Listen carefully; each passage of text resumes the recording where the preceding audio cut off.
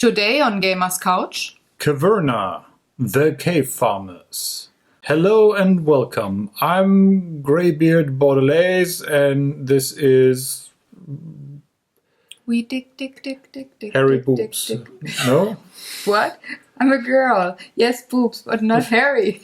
But isn't that the dwarven women having Oh, yeah, being indistinguishable? Maybe. Yeah. Some people say, I just think you gotta split the beard and look. I don't know. Sorry. What? Dwarves are distinguishable between male and female. You just have to look a bit harder. That's all. Today we talk Caverna, folks. It's all about the dwarves doing things. It's only a little bit about dwarves, actually. It's more about farming and caving and spelunking, kind of. That's what the dwarves do as well. It's not only humans. That's true. My name is Sarah. I'm the artist behind Pinselgeschichten and owner of this channel and wife of the creature next to me. Dwarf, please. Oh, the dwarf next to me. Almost 2 meters. That's a dwarf. Not right now. No, you're sitting. You're my height. It's more like... Yeah, I'm dwarf close to Earth. This is Daniel, my sweet husband, who likes to play board games just as I do. So we play them together. We talk about them with you guys every Sunday on the Gamer's Couch, which was a couch back in the day. Now it's a gaming table. We talk about, like I said, about Caverna today, and we go about it just like every week. Daniel will tell you a tiny bit about general gameplay and rules of the game. Then we talk about what we liked or not liked about this game, and finish up with funny stories and experiences and a tiny, tiny teaser for the new Draw for Initiative. And as I say that, I know what I'm going to do while you explain. I'm going to try to remember which game is going to be published next, because I didn't look. It's like so unprofessional. Well, that makes me asking questions about which game will be coming up more interesting, because it has maybe dice, maybe a card, maybe more. Yeah, I'm gonna, if I look very stern, it's just because my brain is trying to remember which game I have to tease. Wish me luck that until the end of the video I can manage. While he will now tell you rules and gameplay, I'm gonna go think. Welcome to the game of Caverna. If our intro didn't give it away clearly enough, you are a dwarf. In fact, you are a family of dwarves, or 2 dwarves at the beginning of the game. And Caverna is a worker placement action selection game where you will send your dwarves out to do stuff across multiple rounds or seasons. Actually, years is a pretty good thing, because this game revolves around building your house, technically your cave, adding new rooms and giving more opportunities to do stuff, but also cultivating farmland and getting rid of those deadly trees on the outside to reveal the beautiful farmland and meadows where you can hold or keep your animals that will at some point probably get slaughtered because you are hungry, as every dwarf or pretty much every living being, also non-dwarfs, also get hungry. So the game itself works in that fashion that you have a start player, you have your dwarfs, which are represented by these little wooden discs, and on your turn everybody gets to place a dwarf onto one of the actions that are available. Now, I already excuse the fisheye look on this camera that you hopefully see now, but Caverna comes with roughly 2 football fields in size of, well, game, which has to be placed somewhere. And I don't want to scare you, but we set up the 2-player version, so that's what you're seeing right here. That is the smallest setup that is possible apart from the 1-player or the solo version. This game goes from, well, 1 player up to 7 players, which means you have to build 2 additional houses to actually be able to accommodate all those stuff on the table. But what I want to say here as an early kind of like you getting a lot of game for your money in this box, which also acts perfectly as your first founding stone if you ever want to build a new house to invite the 7th player, for example. So, on your turn, you get to place one of your dwarves, and these are, it looks like cards, but it's actually a game board. You place your dwarf on the game board thing and select the action. Every player does that until all your dwarves are placed. And afterwards, they return back home, and you have to feed them. There's essentially, there's 3 phases to the game. The one where you place your dwarves, the one where they get back, and a phase where you will farm whatever crops you have planted on your farmland, and your animals will multiply. I have no idea how that works, but for some reason it says if you have 2 or more of the same type of animal, there's a new one coming. That's biology lesson will happen tomorrow. Surprisingly, that's also very similar to how our game group works. Hold on. Now. No, I'm having funny pictures in my head. the people show up with a certain size and... Oh, God. What? Talk about other things. I don't... Anyway, so after your animals have multiplied, your dwarves are now hungry and want to be fed. You can feed them either by having them being on a terrible diet of crops and vegetables, or you can start slaughtering your animals to provide food. And how that works in detail, we'll take a look at that. Since this game is a tiny, no pun intended, a dwarven bit, pun intended, bit complicated, we probably won't talk about everything here. Just to give you a rough idea, every player has this board in front of them, which is your farmland on the left side. You have to get rid of the trees on here to actually be able to place farmland. On the other side, you have a cave, or a would-be cave as it is, because currently there's only one room in here that you can use that says you can store 2 dwarves and a pair of animals here, and an empty room which you can fill up. There is an action you can select that allows you to purchase a new room, and as I said, this is the simple version, so the amount of rooms presented here are actually not all that are available to you. Once you build a room, you check, can you pay for it? They all have a cost in resources up here, and we'll get to that in a second. If you can pay for it, let's say I take this butcher cave here, then I can place it on my tile, and I'm getting usually a bonus by the tile itself, but also at the end of the game, and now we're getting to how do you actually win, these tiles tend to be worth victory points. In fact, every tile that has the little scoring point on it, you may also find it on, for example, farmland, although this is technically not a building, but if you have a farmland with a fence around here to keep your animals, that tile itself is worth 4 victory points. Generally, you want to earn the most money or gold, or you want to have the most animals. You want to probably try to get one of each type. I'll go through the rough scoring at the end of the game and also at the end of this section, because that is probably, or makes more sense once you know what you can do. And that's the really, really rough gist of it. There's, though, important one additional thing.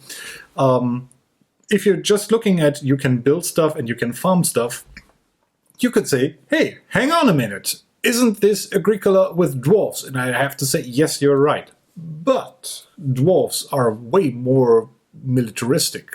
So you can not only provide for your family by having farmland or eating ore, as it seems, well, there's actually a thing that lets you eat stones in order to feed it. Don't ask. We do that here in the Ruhr district as well, every morning. Don't spoil our secret. It's we are talking to you directly out of a former very well populated coal of mining area. So we all know the taste of the black gold that is not liquid, but is more like a... Mm-hmm. And the area I was born in was ore and silver mining, so I have all the different flavors. Yeah, but glitter... I tasted them. But silver glitter on my tongue is way too girlish for me. So, the third way to provide for your family is to send out your dwarf to adventure. And that is actually less involved as it may sound, but it's a third way of how you can do stuff by having your dwarf don his little hat of, adventuring, and he'll get better. So there's almost something like a leveling up thing where his head will grow in experience. But it's a shield that he carries. Isn't that not a hat. Are you sure it's a... well, maybe it's a shield. But I always consider it's a hat because it's on the top of the thing. Of the dwarf? Yeah. Yeah. Whatever. Dwarves are very tiny, like we said, but they're wide. They could not be like this. True.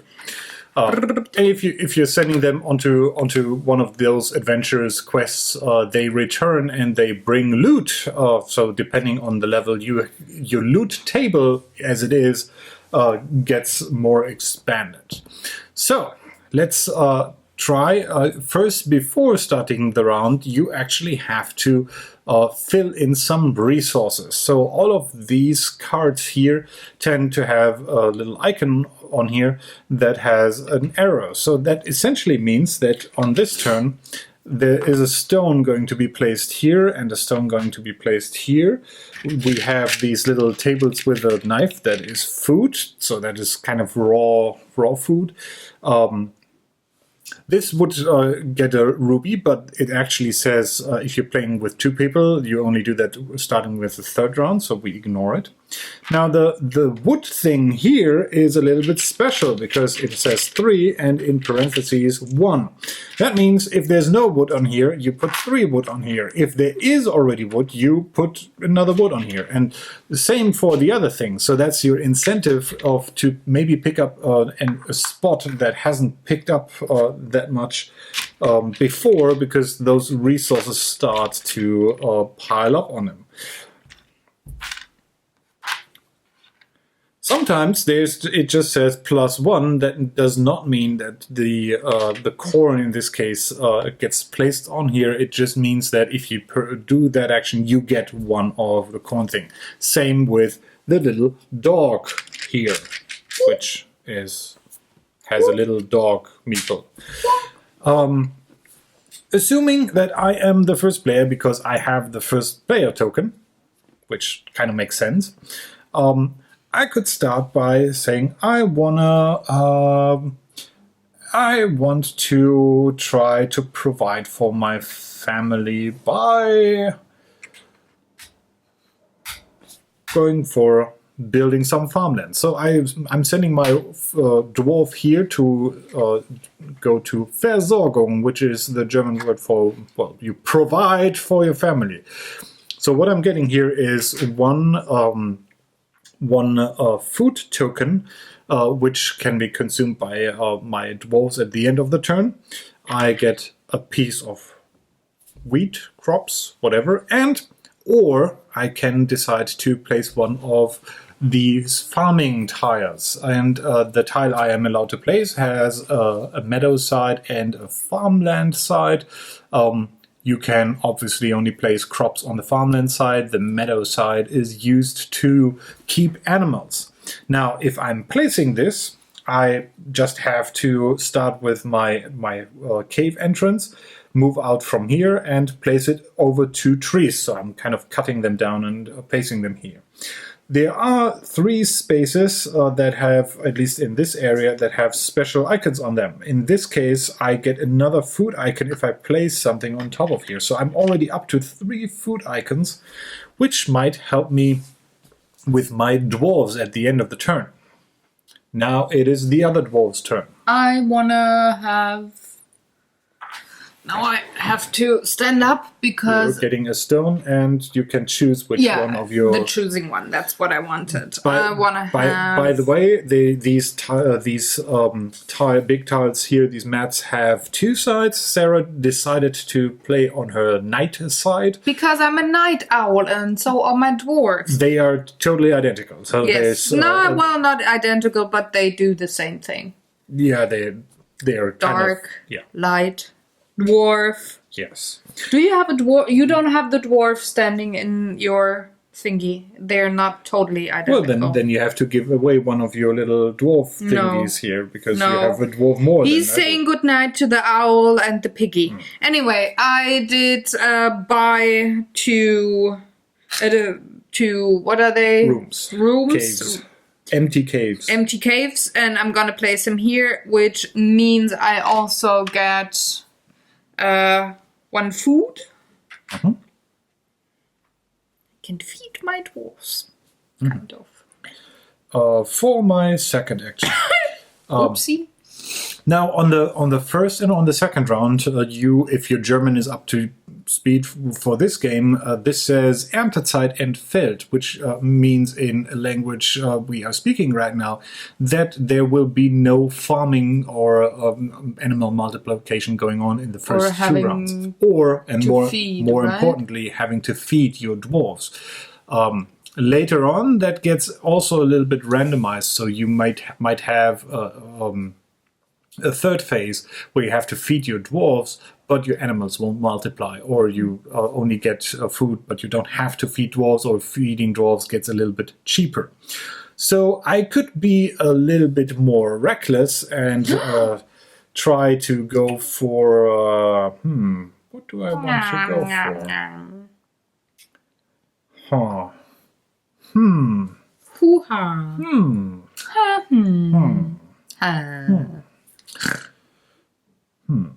Come on, the pig on your board snorted. I want to go for the supply drop, and I get one of everything. So I'm getting a wood piece, and a stone, and an ore, and a food token, and a money. The third thing is gold, which is represented by these little tokens. And that was my 2 dwarf turn. I want to go here. Take the wood. And you get to place...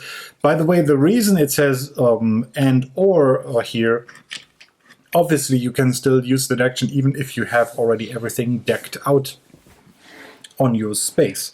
For the endgame scoring, it is actually a good idea to try to cover everything, because uncovered spaces will give you negative points in some fashion or another. Now we have placed all of our dwarves, so our turn ends. The dwarves go home. Hi-ho, hi-ho, off to home we go. Technically, now we would have our third phase where we would feed the dwarves, if we had crops, we would get the crops, or our animals will multiply. But as I said, that does not happen on the first turn. Actually, I forgot something. On the first turn, you place this card here, which gives you new actions to do. That wasn't really super important, I think, for the first turn, because I don't think none of us would have done that anyway. So in this case, you can get sheeps, and this action says you can build a fence, but you have to pay wood for it, or you can pay a large fence, or you can place one of your 3 little stables, which every player has, that help you for keeping more animals in a certain space. Space. In fact, that's a turn, and the only thing, just to walk you through this, would now be if we would have a full farming thing, we had to pay 2 food per dwarf, so I would have to get rid of my 4 food. I just have 3. Sarah does have 3, so she might have, if she couldn't figure out how to get additional food, she had to take one of these beggar things, which are worth negative points at the end of the game. or minus gold, so to speak. To provide for your dwarves, there's a little, very tiny, hard for you to see, pretty much impossible conversion table. So I don't think this is really an option, but you can spend a gold to get one of these food tokens, or you can eat the dog for one food. You can have a donkey or a sheep or a corn for... Oh, I'm sorry, the dog and the coin are worth 0. I just misread. So no eating the dog. This isn't China Caverna thing. This is more I think the European version then. Can we say Asian and not Chinese? Because I think other countries Eat dogs might too? Yeah, okay. have to eat dogs too. I'm fine.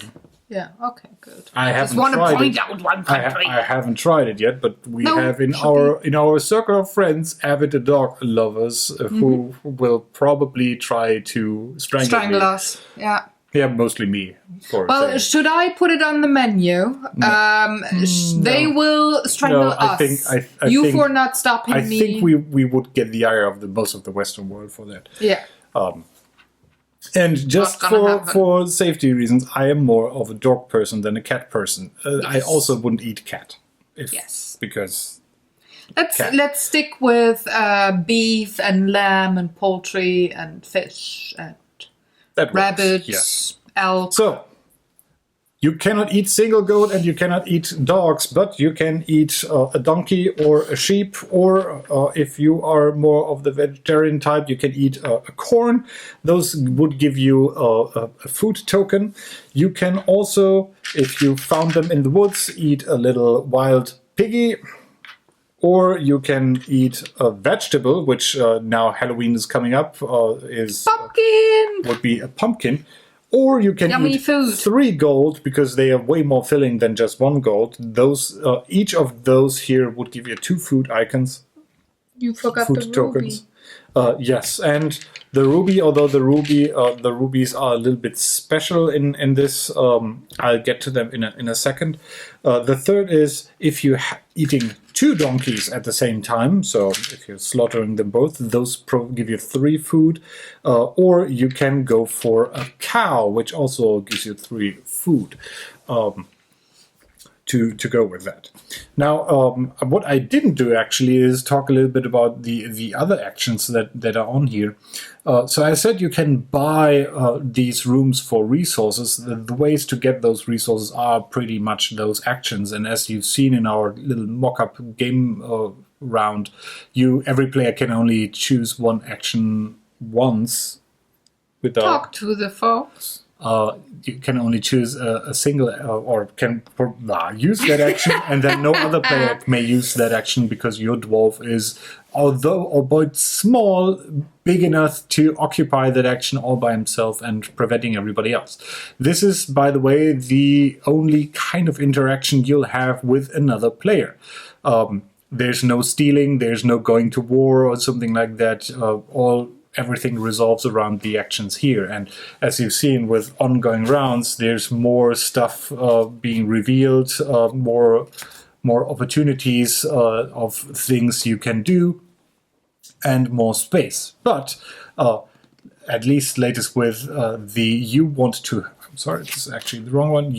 have kids, you can put a dwarf on here, and he gets a second dwarf on top of him. And if he returns, now you have 3 dwarves available. So This is how it goes. You put a dwarf, then you put the second dwarf on top of him, and then you have 3 dwarves. The dwarf goes out and just comes back with another dwarf.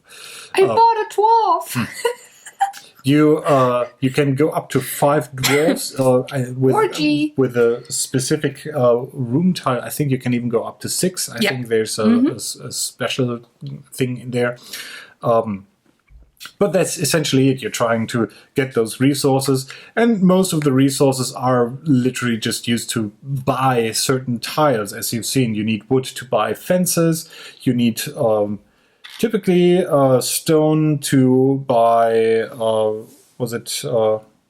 these stone are free. was for ores, for the mines. Actually, I think the ruby mine and the ore mine. Stone, ore, and wood are mostly just used here.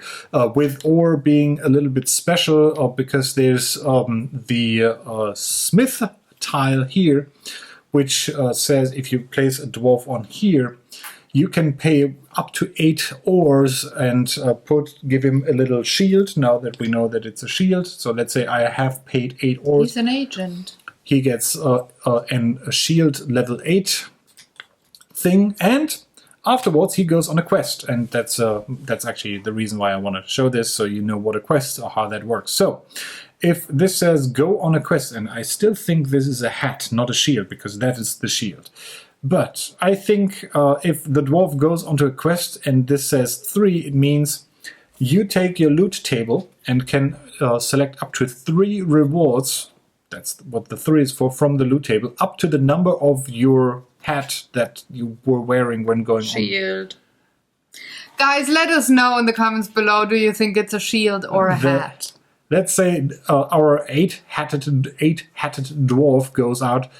He could come back with a pig, maybe a vegetable, maybe a stone. Or he could select 7, which allows him to purchase one of those rooms, which is nice if this space is already taken by another player. So these adventures they go on are a really nice way to get resources, especially since you can typically select which resource you have. Although you see that some of these have a little line between them, so you have to decide, do you want to bring home a donkey or a stone?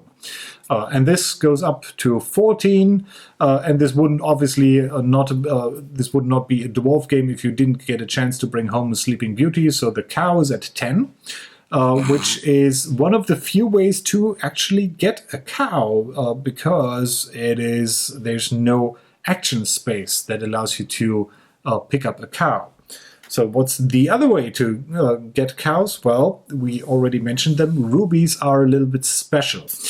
Rubies can be acquired by these ruby mining things, and if you have ruby mines, you're getting an additional one. There's, I think, an even more powerful ruby mine coming up later. These rubies can be exchanged for a whole lot of things, even so much that they have their own reference card. They're kind of like a special. Now, they're like money. In free-to-play games, this would be the pay-for currency kind of thing. These allow you to buy the stuff that you just need in the moment. So you can buy everything from a dog up to even these small one-space tiles, which you otherwise wouldn't be able to get. Or you can spend a ruby and a piece of food to get a cow, or you can even spend 2 rubies to get one of these full-fledged rooms. And there's only, I think, 2 more important concepts you need to know, and then we can almost go into the likes and dislikes. That's how you build stuff. I already said, placing tiles here, you replace the trees with them. But if you want to hold animals, you can typically not just hold them on a meadow. You have to build a fence to hold an animal there. If you build a fence, you can hold only animals of the same type within the fence, because those cows, although being Sleeping Beauties, are pretty aggressive and would beat up the sheep, probably. At least that's what happens in my head. So, if you want to hold cows... They would make llamas. True. So if you want to hold cows in here, you need a fence, and I think there's a fence under there. Yeah. Yeah. So let's pretend I upgraded my meadow to a meadow with a fence. Now that means I can store up to 2 cows in here, which would also then at the end of the turn, if they create a new cow and I don't have space for that additional cow, I get to slaughter it and convert it directly into food, which is what happens actually quite often. These are your the animals, and the food that you plant on the crops are your main income in regards to food and how to keep your little dwarves alive. And the more dwarves you have, obviously you need more food to provide for them. You can upgrade this an additional time by placing your stable on there, which was one of the other rewards that you can use there, or you can just go for this space and use the pay a stone for a stable. This effectively doubles the amount of animals you can keep on a single field. If you even go so far and have this double space, you can hold 8 cows in the, or 4 cows regularly in there. And if you... You said Sleeping Beauty, right? And if you put a little stable on here, that doubles again. So that is actually the maximum you can have. You may want to hold off placing your stables anywhere to keep them. Some other things you can do with stables, you can place them directly on a wood space and then keep wild boars there. Although this isn't terrifically efficient, to be honest with you. As I said at the beginning, your room here allows you to keep 2 individual animals, and the only animal that, or the only 2 animals that are a little bit different are than the donkey and the dog. The donkey can live in a mine. So if you build one... I have one. You can play on my board for once. Okay, so Sarah has a mine, a ruby mine to be exact, and it doesn't matter if you have an ore mine or a ruby mine. The donkey may live there now without any other further restrictions. You cannot place more than 1 donkey per mine, but that's nice because you don't have to make room for them on the outside. They don't need fresh air. The other guy that's a little bit different is the not-to-be-eaten dog. The dog can live anywhere because they just, well, German lesson of the day, stromer around, which just means they pop up somewhere on the map and will be happy, or will just sleep somewhere under the bed. Nobody cares. They always find a space to live in. Now, the dog's function is that if you keep a dog on one of your farming spaces, you may keep a sheep on there, and you can actually keep, it has to be on a meadow, but it can be a meadow without a fence around it. So the way that works is you can always keep as many sheep on that space as you have dogs plus 1. So if I have 2 dogs here, I can keep up to 3 sheep on this space. So the dog kind of rewrites the rules for how animals are kept on this thing.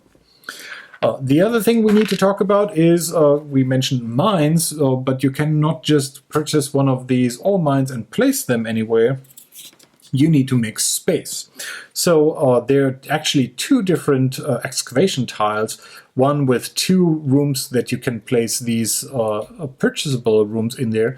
The other one has just 1 on them, and a little, it's like a walkway kind of thing, and that's where you can put the mine on. So let's say I have this one placed here. The mine goes on here.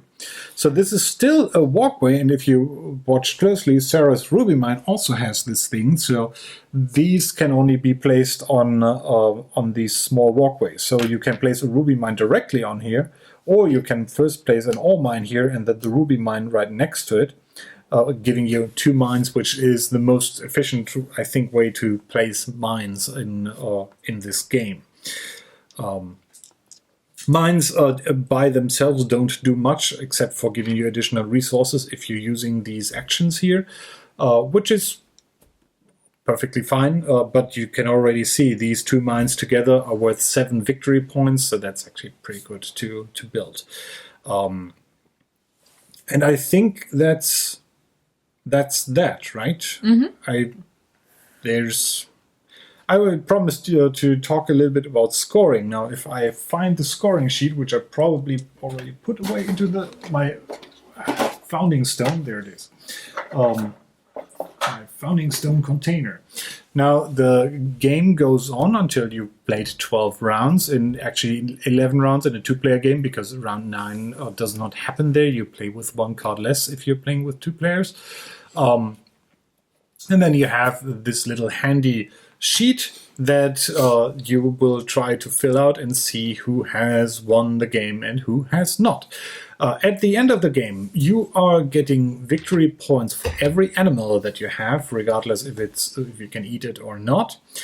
If there's a type of animal missing on your plate here, then that's -2 victory points. So you kind of want to have at least one cow there, one boar, or something like that. Some of these animals that are typically hard to get, and this only refers to animals that are eatable. So you don't necessarily have to get a dog, although if it's typically you end up with one anyway somehow. Crops. Oh, I forgot actually how crops work. So if you have space to, hang on, let me put this here. If you have some space to put crops down, what you need is one of these crops pieces beforehand, and then if you're using this action, you get to place up to 2 corns or 2 vegetables. And the way that works is you just place them on here, and if it's corn, you take 2 additional ones from the supply, making a terrible noise for the microphone, place them on top of that, and 1 additional thing for the vegetable. Now, in every farming phase, so in every 3rd phase, you just pick up the top one of those and place it into your supply. You can, if you have more farming fields, you can sow them. So essentially, you are investing your corn and your vegetable to get a steady supply over time, which then also is a way to feed your dwarves. Remember, the vegetables are worth 2 food tokens, and the corn is worth 1. So that's not too bad, to be honest. Also, coming back to the victory point stuff, each corn is worth half a victory point, rounded up. At the end, each vegetable is worth a full victory point. You get 1 victory point per ruby, 1 per dwarf that you have, and you get 1 deducted for each space that was not cultivated in some way of shape or form. So every empty space on your plan will be worth a negative victory point. After that, you take a look at what you have built. As I said, all these buildings come with little victory point marks on them. Although you may have noticed there are different colors of these buildings. The brownish ones here are there to, well, you need space for your dwarf. So you cannot just reproduce and have a new dwarf. You actually have to build a room for that dwarf to live in. And only then you can get a 3rd dwarf. And some rooms are a little bit cheaper than the regular room, but there's a lot of regular rooms. The green spaces are all related to getting more resources or being more efficient at getting resources, or also allow you to increase your food income. So, for example, if you have the cooking space or the cooking cave, you can exchange a vegetable and a corn, spending them together, and receive 5 food tokens for that, which is an incredible upgrade to your food that you would typically get from those 2 things. It's also worth 2 victory points. You also may notice that if someone purchases the cooking cave, nobody else can get it because there's only 1 here. Same for everything except for the really basic living cave. The green one, the yellow ones, I'm obviously temporarily colorblind. Not temporarily. The yellow caves are there to increase your score. They're like multiplier tokens, which there will be a rush for them at the end of the game. Which now, talking about the scoring, might impact how you want actually to play the game. So, let's say you bought this stone, the stone storage unit, which would give you a victory point for each stone collected. If you had that, you would be using those spaces a lot and try to amass your quarry of stone, whatever temple, what you want to do there. You could build Stonehenge afterwards. You could be the stone temple pilot in this game. Okay. Others say you get 3 victory points for every dwarf that is wearing a hat. Or a shield. Or a shield. So every dwarf at arms for the weapons storage. I think it was... Can you please pass me the rule book? I have to look it up now. I think it said shield. And I'm gonna look it up while you talk. While I talk. Other things like these, what's it called? The scriptum, the place where you go to write letters angrily. Office. It's called office. No, was it called where you write angry words at other things that people were doing? YouTube. So this is the YouTube chamber. The comment section. This is the comment section of the. So this actually gives you no victory points, but it mitigates 7 negative victory points, which is nice if you have not everything built out there. So.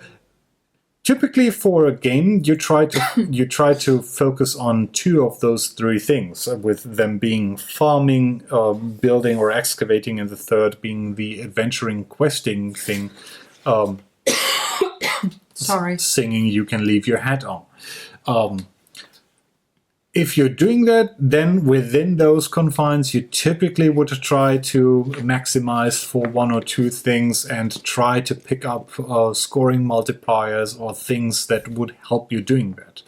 I can already tell you there's a card in here that will flip this. You get a baby card, or you get a new dwarf card over, so that you can build one of these living caves and get a new kid, because getting more dwarves is kind of really important in this game. This is probably the most contested action in any kind of setup that you have with players, because it is really useful to have an additional action each turn, which will probably make or break the game for you. After that, it is kind of up to you if you want to win by vegetables or if you want to win by sleeping beauties in that regard. Moose, or you can also go heavily into mining and try to win by amassing the rubies, which are also worth victory points. There's also stuff in here like the treasure chamber. The treasure chamber gives you an additional victory point for each ruby, so that's pretty nice. It just says weapon. I would say it's a shield because a hat is not a weapon. But they're wearing it it's on top of them. They're laying on the side and have the shield in front. I'm very sure. It's also looking a little bit like the helmet that he's wearing.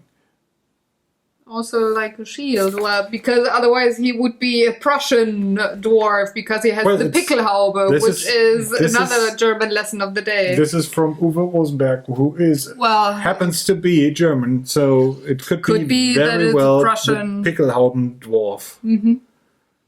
Mr. Pickled Bismarck. dwarf. Pickled dwarf. Ugh. No. Now I'm getting hungry. I think. Damn.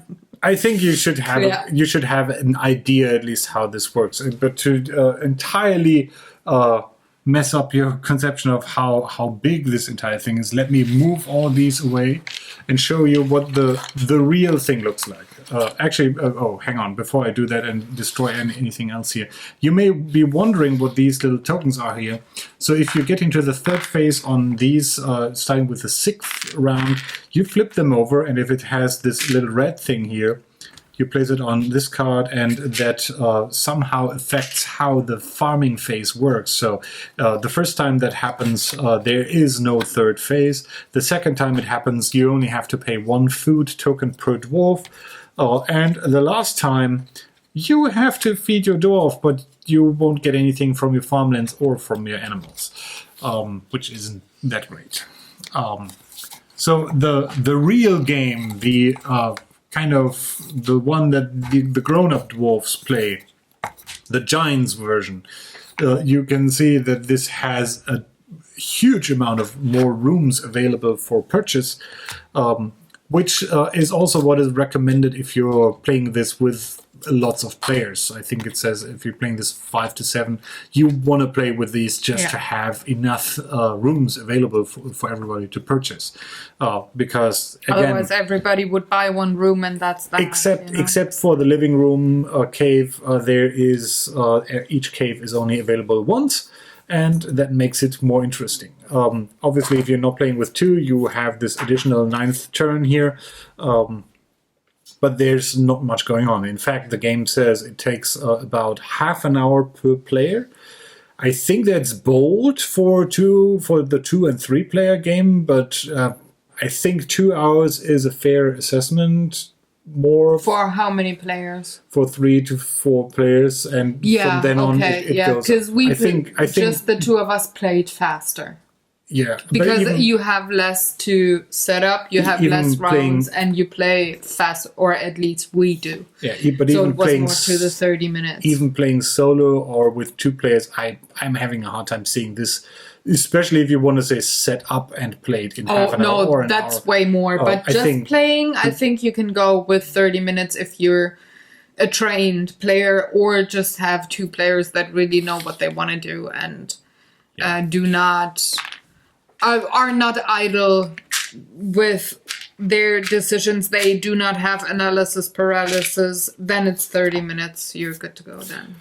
And if now your inner balancing detector says, wait a minute, how, if you're playing with more than 2 players or 3 players, how do those spaces get crowded with so many dwarves? You are correct. You can see that these things up here have the amount of players required to put it into place. So these 3 are always in use if you're playing 1 to 3, and these 2 are always in place if you're playing 1 to 7 players. However, on the flip side, this one is used if you're playing 4 to 7. This one is always, so this is actually always in use regardless how it is. This as well. So these 2, but as I said, wait, there's more, because it's just happening. I was not joking saying this is a founding stone for your next building, because it's packed brim full. So there's more of these things here. So if you're playing with 3 players, you would throw in this thing here, which gives you additional actions. If you're playing you will never ever play in anything else 7-player version, you would technically use all of these here. And they go out of frame. And you are out of frame. So yeah, this is.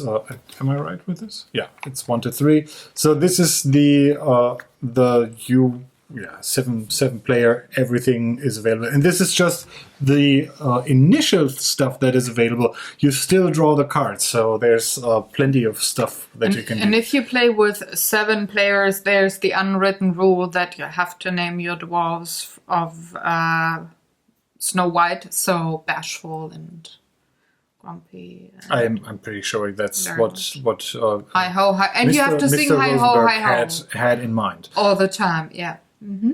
Yeah. Very much. Anyway, that's the game. Yeah. Shall we go into the next section? Yeah, this is kind of related to the dislikes thing. I just want to point it out before I'm forgetting it again. So this game comes with a manual and a reference kind of manual thing. Despite my rambling, this is actually really straightforward to play. You have those 3 phases, and you do that for 12 rounds.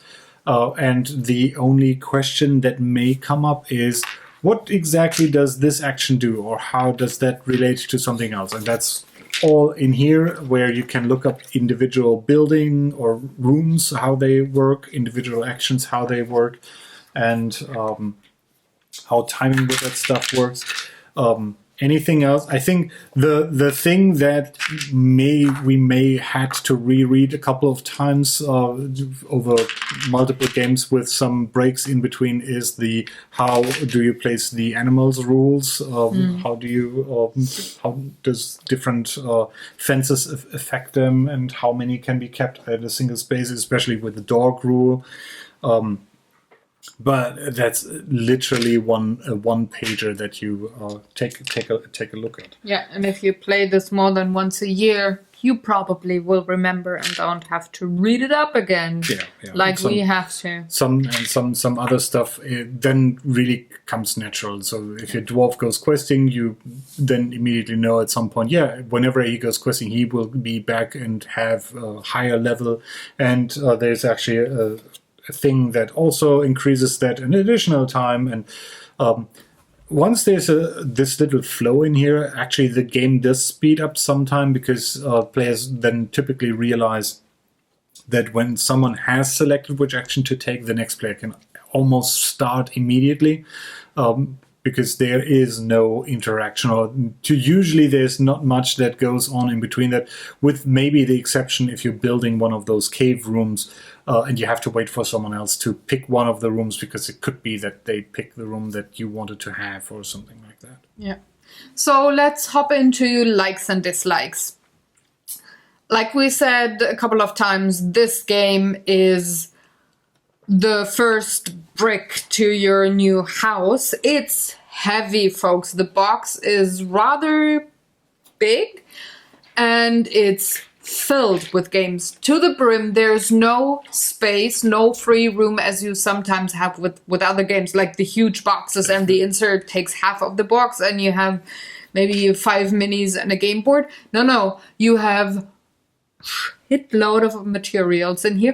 I think it was 5 kilograms or 6 kilograms that the box is heavy. This is game. Just as a fair warning, so these wooden inserts don't come with the game, but they're incredibly useful. Mm-hmm. If you are interested in this game and like it, I say it's almost worth looking into finding some way of storage solution to do that. As I said, these are custom so that they fit in the box. In regards to play material, so this is one tray. There's a full other tray of that in here. So there's literally a ton of wood in here. Yeah. We only decided not to put out all of the tiles that are in here. Specifically, not all the tiles that are on this this other thing. And then there comes that box as well. And there's more, another tray just with the other player icons and the money that's on here. Yeah. But wait, there's more. There's still the other play mats for the rest of the players. So this is a weird one. This is a game that I think we don't have a lot of games that have that many components and are made for up to 7 players, which is... That many components. Others are called a big box that have that many components. Fresco. I would have expected this to be a 4-player game, and then there's an expansion that brings it up to 7 or something like that. And that is one thing that I absolutely love about this game. Yes, it is very heavy and it might break your gaming shelf, but you can put it on the floor and have it there until your gaming group comes over, and you can have 1 to 7 players. And it scales super well for that. So this is really a big game. It has so many components, so many things going on, and is for every number between 1 and 7 players. And you can have similar or quite different experiences depending on what kind of a player you have on your table, how many of them you have on your table, and how you maybe feel one day to play. Sometimes you play more aggressive, sometimes you play more passive and do not really you go for the farms and the animals then, and sometimes you don't. So it's always a very different game, or it can be a very different game, but you can also have it very similar. And the shield dwarf with, I don't know, the night vision or something. I like that you can play it over and over and over again, and it's not gonna get boring if you have the right amount or the right kind of people on the table. What ties into, you have tons of material that come with a game. That is not my absolute like, is the time that it needs to set up this game. it takes a long time. If you have those trays, that helps. That cuts the setup time in half. I would go pretty so far much to say it's even further, because these are now also the They're trays. sorted. Having 2 of those, you can even if you're just playing with 4 players, you can have them on either side of the table. You just put out the trays and the players take whatever they need. Before we had those trays, we had to have everything separated into Ziplocs. So setting up and also putting the game away again and putting everything in the box took pretty much as long as game time or playing time took. And I didn't really like that. But I mean, there's a solution to that, and that is some way of sorting the components so that you can play it, quote unquote, out of the box by just putting trays or whatever onto the table. Not having that is, kind of difficult then, and that, it took me a while to put it back on the table because I didn't like the setup time. Once we had the trays, it got back to our table a bit more.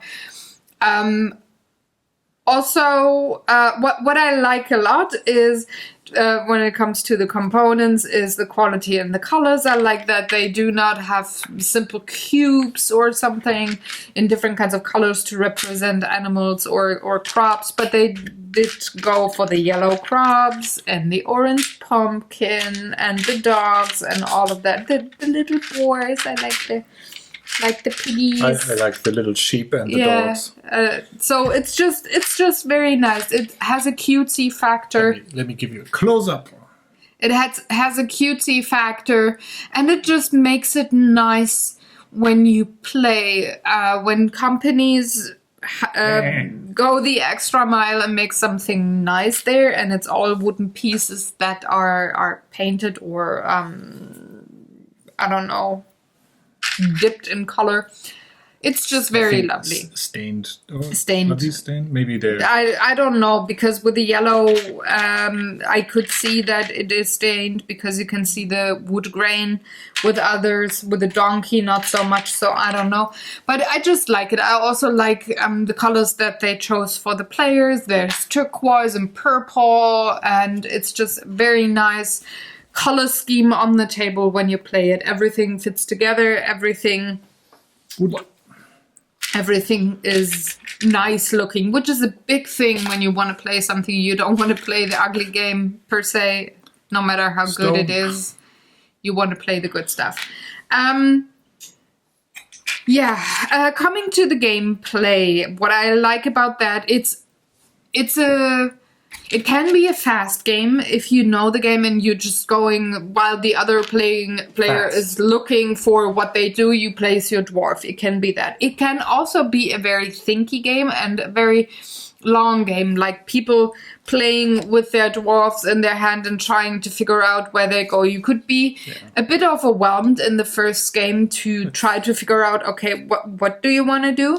But it can be talkative and fun, and it could be very quiet. It couldn't be hardly any talk at the table. So depending on what you prefer, you could play the game that way.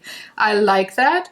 For me, it's more of a quiet game. The only thing that happens is like when somebody takes the space that you wanted to go to and they occupy it. By the way, we didn't say it, with more than two or three players, you have to buy and pay with food. There's actually multiple here. Yeah, you have to pay with food to use a space that somebody else also already went to, or you try to, have the first player token every time. Which is kind of, so the first player doesn't go around, you have to actually claim it with one of these actions. But for me, this is more of a quiet game. This is more of a passive game. And sometimes I'm just in the mood for that. So I want to have the quiet, longer games, and not the Lords of Waterdeep screaming and yelling because you took a quest or something. Also, I just want to throw in here, so the recommended age is 12 and up. which Yeah. I would say, yeah. If- I wouldn't go younger. So if that isn't immediately comes to mind to you, the thing that this game actually reminds me a little bit of, surprisingly, was Minecraft, which might make it to an interesting board game kind of introduction if you have a kid that, like every kid, just lives for the diamond pickaxe. Do they make dwarves and animals like Kind of. farming? Yeah, kind of. Do they I think multiply? I think the aspect of having your little caven home that you want to kind of build up, and you have your little farmstead and crops that you grow. There's a lot that is, I consider, similar to that with the resources that you gather. There is another game called Dwarf Fortress, which is even more insane when it comes to that, and typically kids don't play that because of how insane that is in complexity. But if you want to sell your kid on this, maybe that's an angle. But what I want to say is, I think this is actually a pretty great family game. It is kind of difficult in some ways, but it's nothing that you cannot get better at. I really enjoy this game for the fact that whenever I end it or whenever I get something, I always feel like, it wasn't easy to get what I wanted to get. Like, I wanted to have crops, or I wanted to go have my dwarves mostly go for adventures and stuff. I had to find loopholes to get around what other players were selecting, because the action as you said, that was taken or gotten. But this game never feels like You're never trapped. you're shut out of your strategy by someone else, which is pretty good. Obviously, there's if you played this a couple of times, you have to pay attention what other players are selecting, not to let them run away with an obvious win. So if someone starts picking up all those score multiplier tiles, maybe you want to intervene there at some point, or at least block the space to set that up. And do some Yeah, things. you saying you can grab your kid with it actually made me think of one thing. This is actually a good family game, like you said.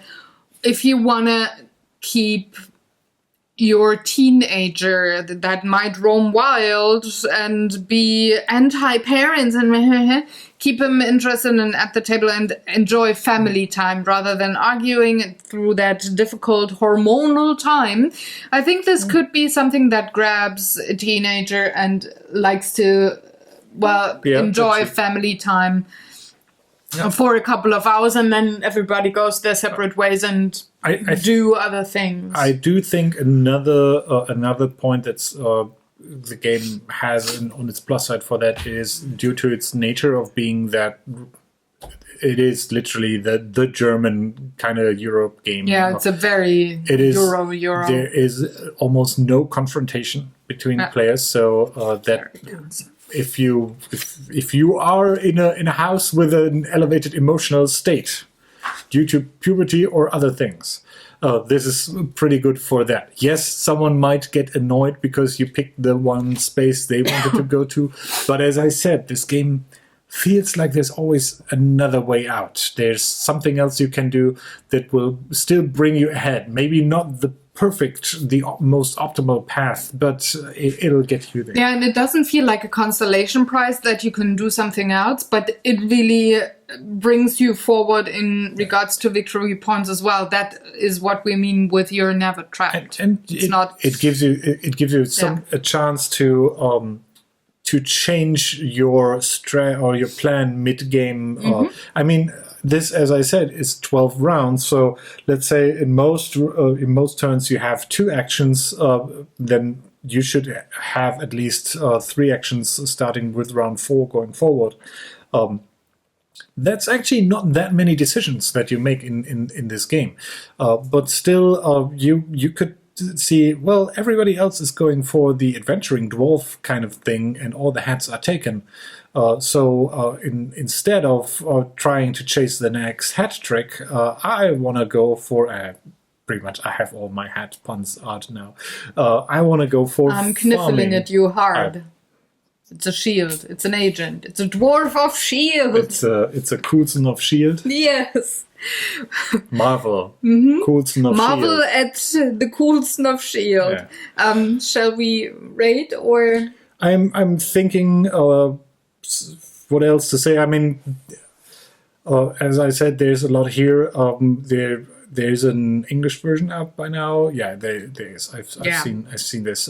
Unfortunately, you may want to pick this up in your language. As you can see, there's a lot of text on here. Although there isn't. Kind of. So the only tiles that are really text heavy are these room tiles that have that say what they do. Most stuff is actually doing by icons and having symbols on them. Yeah, but I think it's way more comfortable to play this in your own language or a language that you're fluent in and feel comfortable with playing. Yeah, if you want to know, these inserts were by what's the name? Daedalus Productions, I think. If you're looking into that, I was so impressed with this and happy how that improved our game that it led us to buy a laser cutter and have lots and lots of homemade inserts to do inserts for other games where we saw that thing. So this is actually the game that convinced me of custom inserts and how beneficial they are for playing the game. Oh, and they are. Yeah. They are. And I'm happy with that, even though the box doesn't close perfectly if you have them in. But this having two trays for all the players on the sides of the table is fine. Other things, as you said, I think this is heavy analysis paralysis prone. But it is also surprisingly easy to teach. I mean, we've been now talking about what does the clock say an hour about this game roughly. But if you're playing this with someone, you just go through the motions of 1-2 turns, and they should be able to pick it up immediately. I would just recommend to give someone the hint of where to go for in terms of how you win the game, saying, "Hey, it's farming, it's cave building, it's adventuring. Choose two of them. Try to go for that." It's so. I think what the other game that feels similar to me in some regard is Scythe. In terms of, it looks really overwhelming at the beginning, but like every good Euro. But they all do. But once you get this, the hang of it, this red good. line of where you want to go for, that helps tremendously, and that also speeds up the game. Same that tip with the next player can start whenever you picked what you want to do was from Scythe, if I remember correctly, and works here as well. Yeah. So let's rate 1, 2, 3. I'm slightly tilted because of setup time and putting away time. We have remedied that, but the game doesn't come with the custom inserts. That's the only thing I'm not very happy with, but saying that there is a solution to that problem, would be a thumbs up if the inserts would come with the game when you buy them. This is if someone would ask me to recommend a typical German style Euro game, this is the game. This is the one. I would recommend. It has a nice theme. It's fairly simple to play, difficult to master, as you would say. There are other games that are similar, like stuff like Viticulture or even Scythe, that feel more streamlined. They don't feel Euro. But just with this entire dump of stuff that's in here, and nothing feels like it's superfluous. I would maybe say maybe the 7th player is a bit much. Maybe even the 6th player is a bit much in this. But you can do it. I mean, there's sure. That's the good thing about it. If you're one of the lovers of Euro games and you really like those games, and you know quite a couple of people who do as well, you can spend a couple of hours playing one game, and then it's scaled well. It's not we have to add one player kind of a set up there, which I like. Little additional disclosure. If you're coming from Agricola, which we don't own, but I do. Well, I own or played it on the digital tapping device. I do like Agricola, but I actually like this better for the fact that you have this third avenue of sending your dwarves out to do stuff.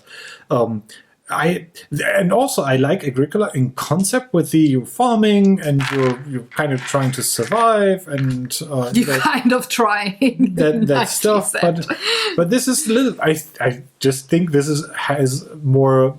has a little bit more humorous theme to it with the dwarves, and exactly. even Uwe Rosenberg shows up in the manual as the little dwarf giving hints to different aspects of the game, and maybe you didn't see that, so I'm holding that in the center.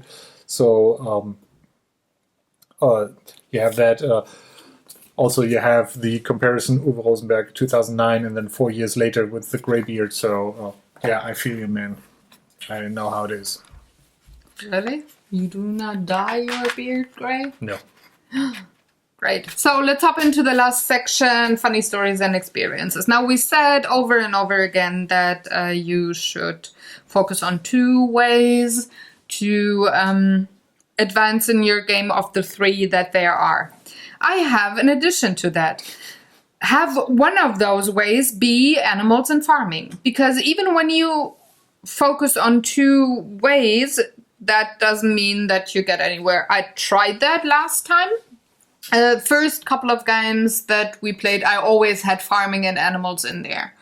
And last time I tried to, go for mining and questing and not have many animals or crops or whatever. No, let me stop you right there, but I'm surprised because I haven't seen you going questing even remotely as close as much as Styx and I did. So I actually thought you were going for mining. No, I had the second highest dwarf. So I did go a lot for questing. I did build the rooms with the quests. I didn't use the field that said, take a mine or something. I did that with questing. Because in that game I picked up the room that gave the 2 rooms that gave most of the points for if you're doing the questing thing. Yeah, I did have the ore thing going on because I had a lot of ore. I would get 1 victory points per 2 ore, and I had 13 victory points only from ore in the end, so I just got it. Let's use it. But I have to say, you have to have crops and animals in there and choose something else to advance the victory points. You cannot go without. I was miles behind. By just having mining and. I think it's when I said you should pick 2 and focus on them, I don't mean ignore the third one entirely. Yeah, no, I didn't ignore it. I just I had 1 field or 2 fields, and that was that. I just had, I think I had 2 blocks out there, and the rest was mining and stuff. Yeah, but you should try to have some stuff growing on your fields and at least 1 or 2 spaces to store animals, just because you're otherwise getting the point deduction at the end of the game. What worked very well was trying to just fill up the space. I did that 1 game before, just trying to not get minus points because you didn't fill every space. That was very helpful, no matter if you farmed or had lots of animals with fences on them, but just having the spaces covered, like base coat pretty much, that worked very well with the victory points, and then just do a little questing or a little mining or a little farming.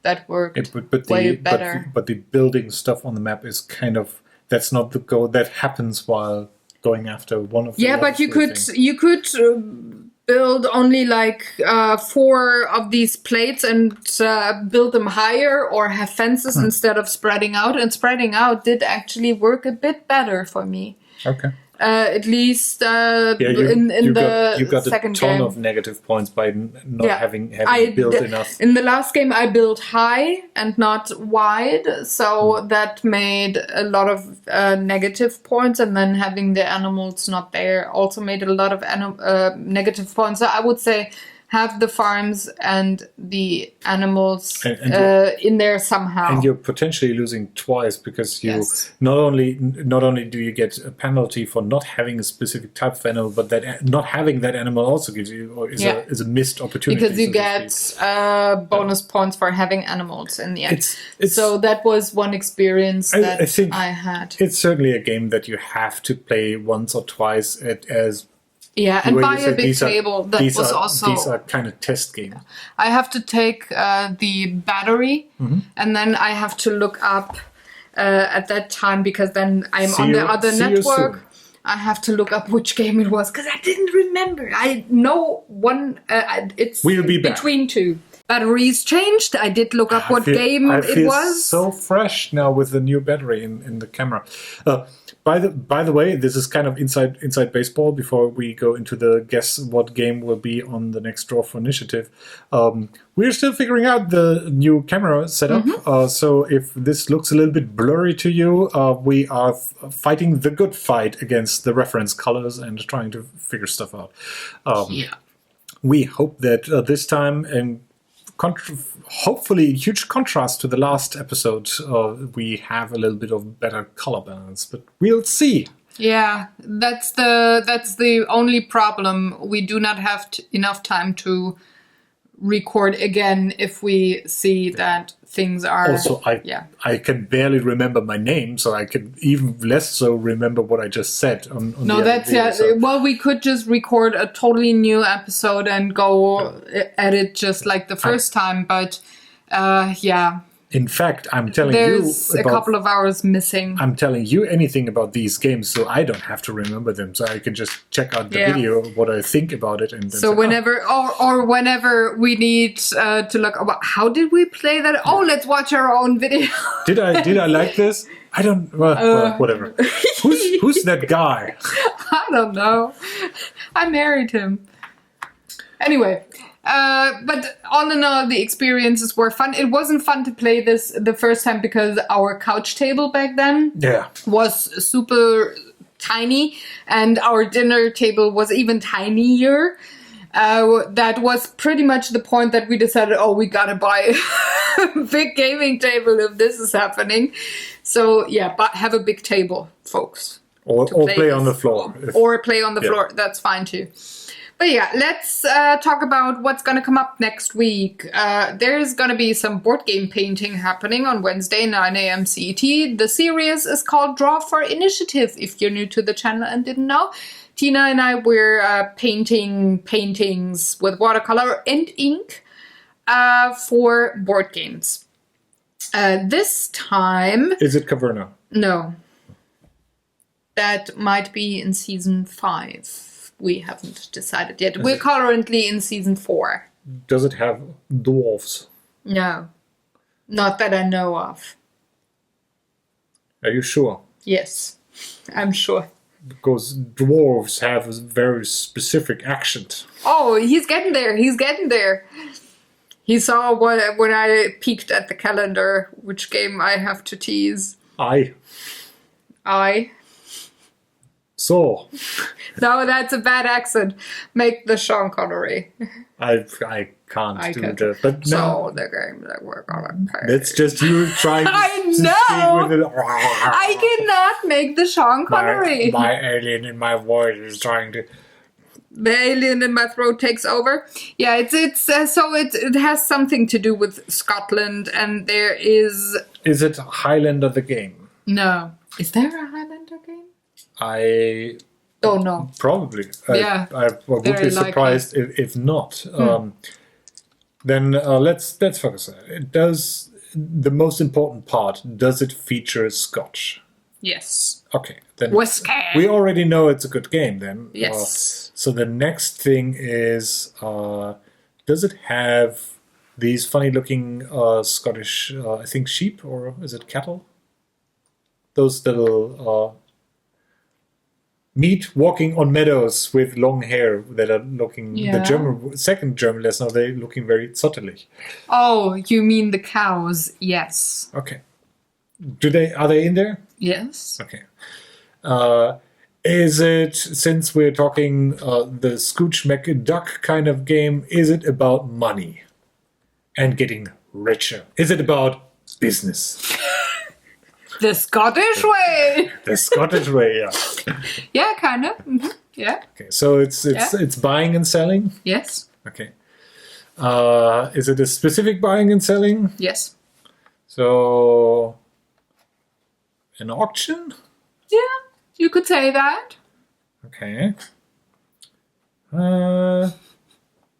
Then I only want one question, and I hope that's enough for you. Even though it's playing in Scottish, it has the North, Scottish? in Scotland. Mm-hmm. Does it feature the North American tradition of having an unburied hatchet? A what? An unburied hatchet. Now you don't know what a hatchet is. I know, it's a klappe. No, that's a hatch. A hatchet is an axe. Oh, A small throwing. it's an axe. It's like, I think, das Kriegsbeil begraben, another German lesson of the day. Oh, you get so many would today. be to bury the hatchet. Oh, okay. I think. I don't know. Probably I'm wrong, and now the And internet now, and now I have a laughing track edited in there. I don't know. I really don't know. I have to look it up. There's But- it's in there. The axe is in there. So it's that kind of game. Mm-hmm. Okay. I'm gonna axe you there. No, what can I do? Like those casting shows when they have the axe, then no. Surprisingly, if you're saying this X, I'm thinking more about the game show Family Feud, which Yeah, is, that's the same thing. That's the same principle. but that's One of the I mean, it's things still is axed out. It's still people going there and then being probably not having the best image of them represented. It's like, we asked 100 people if can you eat your own Poop. finger, and why ever you come up with.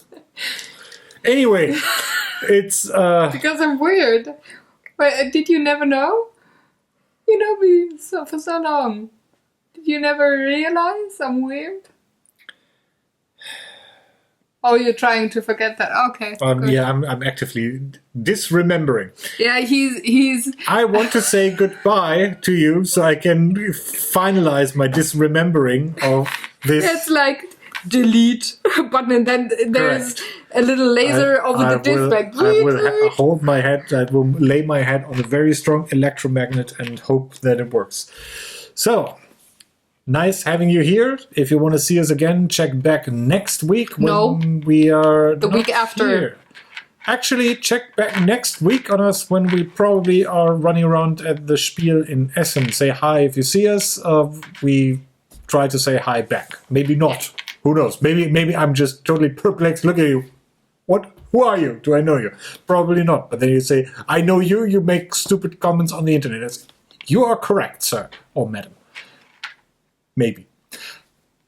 Hopefully see you then. And next week we will be exhausted in some corner trying to get our spirits up again from looking at so many games and maybe playing them. But we're gonna be back the week after. And probably start telling you about the games we saw and kind of probably bought.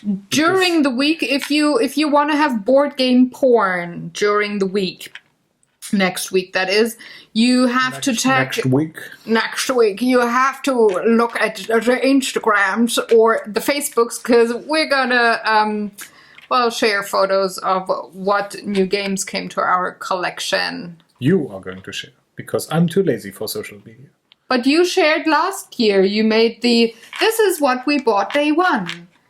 This is just for me to remember the next day going to the fair, not to buy it again. Yeah, but people can see, because you made those photos public, or did you just have it for the friends? Because I'm not your friend on the Insta webs, so I was able to see it. I just post for friends.